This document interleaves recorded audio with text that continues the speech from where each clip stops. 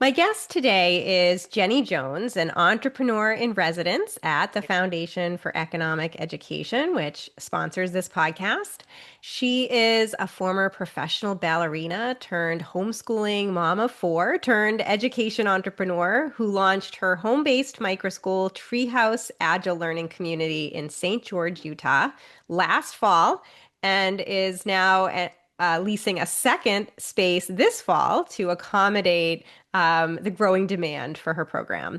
Jennie was an earlier guest on the podcast talking about her startup journey, and she returns today to share her reflections on her first year as a microschool founder and what's ahead for her, as well as talking about some of the challenges that she's encountered in the regulatory space, particularly around zoning and implementation of school choice programs. So, Jennie Jones, welcome back to the Liberated Podcast. Thank you, Carrie. Happy to be here. It's great to have you here. I absolutely love reading your regular articles on edentrepreneur.org, our education entrepreneurship lab website at FEE, where you again serve as our entrepreneur in residence along with Kim Kent. And your articles really, I think, grab the reader because they're so authentic and so real time in sharing what your experience has been as a microschool founder and offering insights and practical tips and strategies for other microschool founders, entrepreneurial parents, and teachers who may be just beginning their founder journey. So just gems of wisdom that you share again at entrepreneur.org on a regular basis. And that's what I wanted to talk about today. I wanted to have you back to dig a little bit deeper into some of your recent articles that talk about zoning challenges that you've encountered and some education savings account implementation issues. Utah, back in 2023, became one of the growing number of states, now numbering about 17, that have universal school choice eligibility that enables a portion of education funding to follow families to their preferred educational environment, including microschools like yours. And that has been wonderful for many of the families that you serve. And there are, ongoing challenges with making sure that families are able to access those funds. So we'll talk a little bit about that. But let's start, if we could, Jennie, about thinking about your reflections of this previous year, your first year as an education entrepreneur, running a microschool. What has it been like for you? Oh, it's been so fun. I often have said that when I started doing interest-led learning with my own kids, that I didn't realize that I would be doing so much learning and growing, just opening up the box of possibilities has opened up that box of possibilities for me as well. And so it's been really fun to kind of be a co-learner with my kids. And so opening a school definitely was a learning a learning curve, and I'm still on it. The first year, I think it was just magical just seeing it happen, right? My previous life was as a dancer, and something that's so magical is when you work and build and create, and then it gets to the stage and it comes to life, right? And so for me, opening the school had that feeling of like everything I've envisioned is happening now, right? I remember our very first day when all the kids started making lunch, because the kids get to make their own lunch, and I just had all these bonus kids in my kitchen, and it was so exciting to just like see them living, right? And I don't know, for some reason making lunch just felt magical to me, that they all were feeling comfortable in my space and empowered to take care of themselves. Um so yeah, the magic of the first year is definitely driving me through the hurdles of, these growing pains that I'm running into now going into my second year. And it must feel so validating to have so much demand for the treehouse that you have families really loving what you've built and more families wanting to be a part of it to the point that you've now opened a second space or are in the process of opening a second location. So you'll be running two micro school locations to accommodate that growth. How does that feel, seeing that demand? Yeah, that was really exciting. I think part of it is people are becoming more familiar with the ESA, with the Education Savings Account. and they're starting to realize that they have more options. And so I was getting a lot of people reaching out saying, there, how does this work? And, could my family be doing something like this? And my child needs something different than the public school. And so I had all this demand, and we had this opportunity present itself for a second space. And so they're both home-based programs, and so we're limited on capacity. We have a zoning law here that allows me to have 16, which is great. It's better than the 10, which I was only allowed to have previously. So you can have 16 in each space, but because I'm running them both out of homes, I've been building sort of these flexible options so that I can start to increase enrollment and then hopefully get to where we can have just one large space that accommodates everyone. Yeah, and you spent some time in our earlier podcast episode talking about the steps that led you to become an education entrepreneur. You had been a homeschooling mom and wanted something that was a little bit more structured or community focused, I suppose. Not so much structured because you run a self-directed program, but something that was a little bit more than homeschooling in your home. It was sort of a multi-family collaborative experience. And you couldn't find what you were looking for in your area. You researched different educational models and also different options available for you there, and nothing really struck you as what you wanted for your family. So, like so many education entrepreneurs, you built what you couldn't find. Maybe you could share again just a little bit of insight of what sort of prompted you to say, okay, I need to do this for my family. Yeah. Well, part of that journey, I actually had started coaching homeschool moms for a short time. And I was finding that we had all these families that were kind of running their own little communities.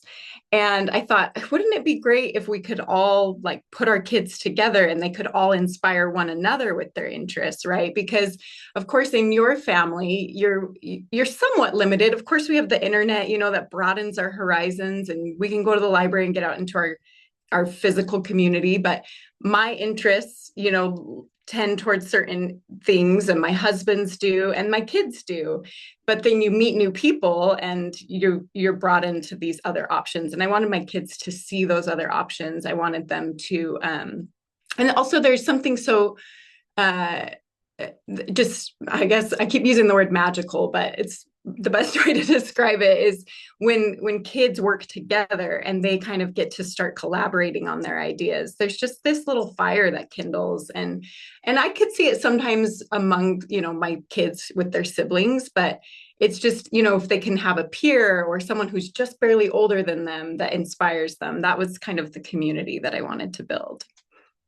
Yeah, and you told me again in our previous interview that there were two pieces of legislation that passed in Utah that really enabled you to get going, that were really the catalyst to say, now is the time to build what I can't find, to create this collaborative learning community for my children and others in my area.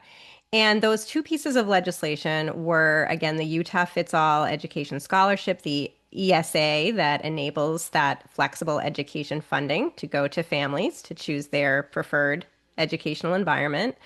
That passed the state legislature in early 2023 and went into effect in the fall of 2024, just as you were starting your program.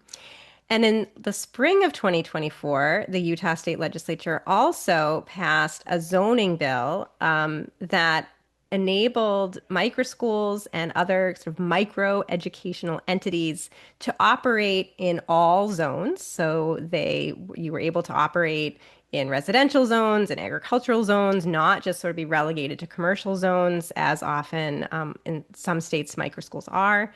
And you were able to have these programs in your home, as you mentioned, with up to 16 students in other commercial spaces or other zoned areas for educational purposes. It can be up to 100 students in one of these micro educational entities. So you said that those two pieces of legislation were really clarifying for you in urging you to get going when you did. I wonder if you can share a little bit more about why. Yeah, definitely. Well, as I mentioned, when I was coaching these homeschool moms, I found that homeschool families tend to be, I kind of describe them as DIY families, right? They've kind of already stepped away from a system and they're like, we're going to do this ourselves. We're going to do it our own way. But DIY people don't usually pay tuition to a private school. And so the circles that I was working in, I was like, I see families that would like to have this bigger community, but how do you fund it? Because these are not families that are paying private school tuition. I knew I wasn't one of those families, right? And so that was my first question was, how do you find families that are looking for this, or how do you help how do you make it feasible financially? And then the second piece was, even though I feel like I'm kind of a rebel when it comes to how I educate my kids. I am a rule follower at heart. And so I wanted to know that I wasn't doing something illegal.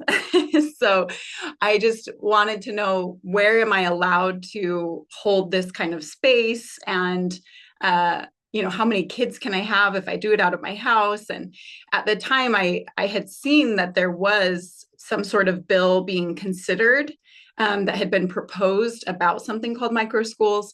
But then it kind of fell off my radar for a little while until the education savings account passed. And I thought, well, there's the first piece. This is how you can have tuition. And then the second piece was, where can I have it? And I looked up that law again and saw that it had also passed, which is really exciting. And I had Microschool founder Sabrina Reynolds on the podcast a while back, who talked about how that zoning law had an immediate impact on saving her microschool that she had been running for a couple of years, because there were efforts to sort of shut her down. And fortunately, the law passed, and it was something like within the next day or two, she was able to show local regulators, oh, look, here's this zoning law. I'm allowed to be here. And they backed off. So it shows that there's sort of real impact, not only in activating education entrepreneurs like you, but also in preserving some of the microschools and other learning models that had been operating, enabling them to continue without disruption. So that's really exciting. Now, you wrote recently on edentrepreneur.org an article called Navigating Regulatory Compliance as a Microschool Founder, because again, part of the challenge and adventure, I suppose, in being an education entrepreneur is dealing with some of the challenges around being a small business owner and some of the regulatory issues related to that. In this particular piece, you talk about sort of the necessary steps to getting started as a founder, making sure you have proper business licensing, making sure you're filing and reporting the necessary paperwork. You talk about the Yes Every Kid Foundation, yeslegal.org, that helps to provide legal support and resources for today's education entrepreneurs, and how that is a really helpful resource. But you also talked about how this zoning law, which was really instrumental in getting you going as a microschool founder, sort of takes a little bit of time for local regulators to interpret and understand properly. I wonder if you can talk about that. Yeah, definitely. So yeah, I had seen the bill. It was Senate Bill 13. I had seen it, that it had passed. And so I had assumed, oh, great, that means I have the permission to do this. Well, technically you have the permission, but your city has to have an ordinance for you to get that specific business license. So I did learn, one, I had to learn to be the squeaky wheel. So I went to my city offices, and I actually had to tell them about the bill, which really surprised me. But now I understand, people aren't just following laws all the time, right? And so I brought it up to them and explained to them what I understood the law to be, and they had to take a note and said, we'll find out what this is and how it happens. And in the meantime, they told me what license they recommended I get. And our city they just call it a home occupation license, which basically is any kind of business you're going to run out of your home, but it severely limits how many people can come to your house. So where I thought, I'd run all my numbers based on I can have 16 students, I could now only have 10. So I got that license, and they said they would be in touch with me as soon as the other one passed, and that the wheels on that process turn pretty slowly, I found. But it is being voted on this month. So we're a year later, and it's being voted on. And so as soon as it passes here in another week or two, then I can get that official license that allows me to have 16 in my home. And don't you think it will pass? I mean, if the state law is clear, then it seems like it's just a formality. Is that right?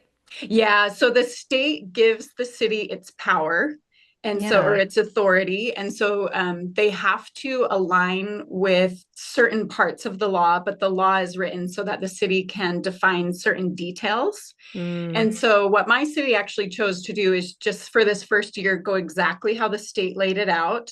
And then they'll reconfigure if they find that it messes with traffic too much or if they're getting complaints from neighbors and that kind of thing. But you're optimistic I that this am. will go your way. Yeah, that's great. Yeah, and it does show. I mean, I think that's interesting. Like local municipalities may not be following state laws, especially sort of these niche laws related to something like microschools, which might not even be on the radar of a local zoning officer or, even city council member, that kind of thing. So some of the education that's involved as a founder in sharing what the rules say is probably something you hadn't expected to be doing in your role. Yeah, definitely. Yeah. Yeah. And I'll put links to this article in the show notes and also this second article that you recently wrote again at edentrepreneur.org about growing pains and ambiguity tolerance, which talks about your efforts to expand into a second location this fall, and some of the challenges that you're currently confronting with the implementation of the Education Savings Account program, the ESA program, that many of your families, I think most of your families, rely upon to be able to access your microschool tuition free or nearly so. So maybe you could share a little bit about what's happening there with the ESA implementation. Yeah, definitely. So again, we're in kind of this uncharted territory, right, with ESAs. And so Utah's was interesting. I read that we actually have the most homeschoolers that have ever used an ESA in any of the states that have them. And so Mm. I think we were a little bit experimental in that regard because it's a lot of people who are seeking reimbursement for a lot of smaller things as opposed to a voucher that just goes straight to private Mm. school tuition. So our ESA, before the first year had ended, the legislature voted to change its parameters a little bit. It sort of favors private school tuition because, again, there's so much overhead to manage that many homeschoolers. So Mm. they have funding tiers that favor private school, and then older homeschoolers and then younger homeschoolers are the tiers that they created. And with that change, they also got a whole new program manager. And so all of this upheaval has delayed all of their deadlines. And so, where my families who were on my waiting list were saying, if we get the scholarship, we would like to come, they were expecting to know whether or not they have the scholarship in Mm. May. And at this point, they're not going to know until August, and school starts here August 11th. So it's really, where I'm working with this waiting list and figuring out who's going in which seat. And I'm opening this second campus because I have all of these families that would come if they get the scholarship. I'm sort of having to do a little bit of plan A, plan B, plan C, to decide and fit all the puzzle pieces together. Ah, well, and that just must create so much anxiety for you as a founder and for the families. What can you tell us a little bit about what are these contingency plans? I mean, we're coming down to the wire in terms of when you're opening for the new academic year. Yeah, definitely. Well, fortunately, I also was able to receive a grant this year from Vela. And so I'm so grateful for that because my at least my continuing families who are unsure about what's going on with their scholarship, I've been able to let them know I have this ability to offer an in-house scholarship for you. And then we also have other funding programs here in Utah. One is called Open Ed, and the other one is called Harmony Education. And actually, I think there's one or two new ones that I've been starting to hear about. And so between my in-house scholarship and those other funding options, we have sort of some pieces that we can work with and try to help everyone be able to get the seat and keep us financially afloat. So I'm really grateful to have that grant. The other options that I've been looking at is I originally was going to make my two campuses both be full-time programs. And I've decided that for this year, while our ESA is still growing and it isn't available to all families yet, that we're going to do homeschool enrichment programs at the second campus, full-time program in my own home where I started my campus last year. And then I've got kind of some fun ways that we're going to do projects together so that the kids can build even a bigger community. And hopefully, as we grow, we can move into our own space. Amazing. And you mentioned VELA, the VELA Education Fund, the national philanthropic nonprofit organization that provides micro grants to education entrepreneurs like you who are building these innovative learning spaces. Also, VELA has a vast entrepreneur resource platform and network to enable community and connection among founders. So, highly recommend for listeners and viewers not familiar to VELA to visit that website, vela.org. And it's great to hear that grant is helping you kind of manage some of this uncertainty and ambiguity. You wrote in your new piece at entrepreneur.org. Ambiguity is the nature of entrepreneurship, and I am getting better at embracing it. Was this something that you had anticipated, sort of the ambiguity and the unpredictability of being an entrepreneur? No, not at all. I'm definitely a planner by nature. I would say one of my greatest strengths in doing interest-led learning with kids is I love to teach executive functioning. I love to pull together the pieces. I love to get it organized, and I love to make a plan. And so this not having all of the pieces in place, but needing to make a decision anyway, is really pushing me to grow.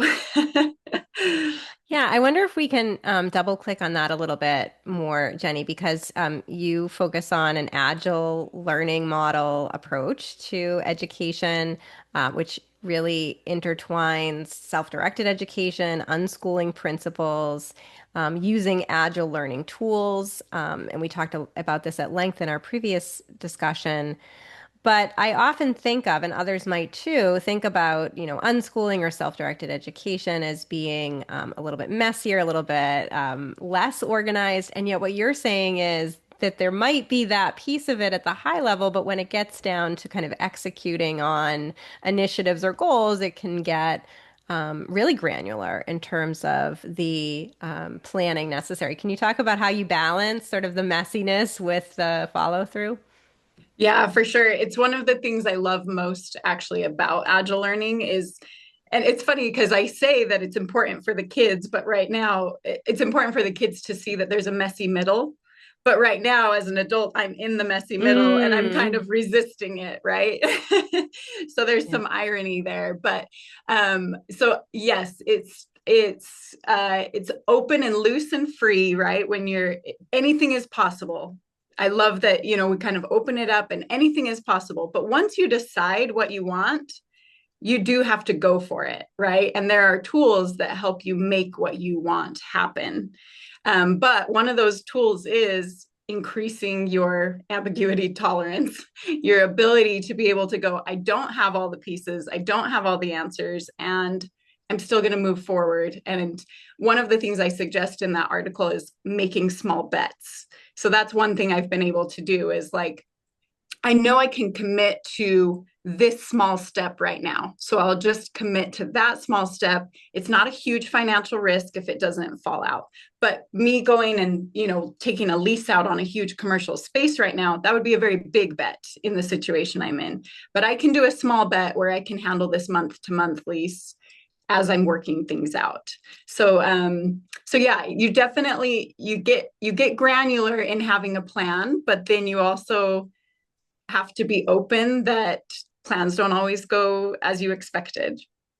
I love that you are sort of modeling what, in your own life as an entrepreneur, what you're hoping the students in your micro school do on a day-to-day basis with their projects and their initiatives that embrace the messiness, have a whole host of ideas and possibilities to begin with, and then narrow down on execution, knowing that you have to be resilient and be open to unpredictability and ambiguity. So, we think about Utah. Obviously, there's some clarification needed around the ESA implementation. Hopefully, that, like the zoning ruling, will come quickly for you and favorably, and your families will be able to access those funds. Um, what are you seeing overall in the state of Utah as it relates to education entrepreneurship and these new micro schools? Is there growing interest in these models, and how does the ESA kind of tie into that? Yeah, there definitely is. I think I can't remember if I shared this on our other interview, but I have one friend who she's always been curious about homeschool, but never felt capable of doing it. And when I first described the ESA to her, she said, "You mean I can homeschool, but pay you to homeschool?" So I think that was kind of eye opening for her. And I feel like that is sort of the option that's opening up for people is they wanted something different. But different seemed like you either do public school, private school, or homeschool. And Mm, if you don't have the finances for private school and you don't feel like your life situation would support homeschool, then you kind of feel limited on your choices. And hmm. so I think just sort of this broadening the spectrum of options is really gaining momentum. In my own community, I live in a smaller part of Utah, a smaller city. And I'm seeing just in our little homeschool Facebook group, I'm seeing little micro school options popping up all the time right now. So I think it's definitely a growing movement. And this bit of a hurdle with the ESA funds this summer is really applying more towards the homeschooling families that wanted the flexibility of the ESA. It's not an issue for those who are attending a private school in Utah. And of course, we've talked about how the micro school model is this blend of homeschooling and private schooling. It doesn't look anything like either in a lot of ways, and then also looks like both in many ways. But it's a different kind of educational entity that isn't a private school or isn't independent homeschooling. What do you think about I guess let's think about how to phrase this. If it turned out that families weren't able to access funding as homeschoolers, what would that do in terms of thinking about ambiguity tolerance? Would you consider moving into the private school realm, which is relatively easy to do in Utah compared to other states, but also, I imagine, limits that kind of freedom and flexibility that attracts you and others to microschooling?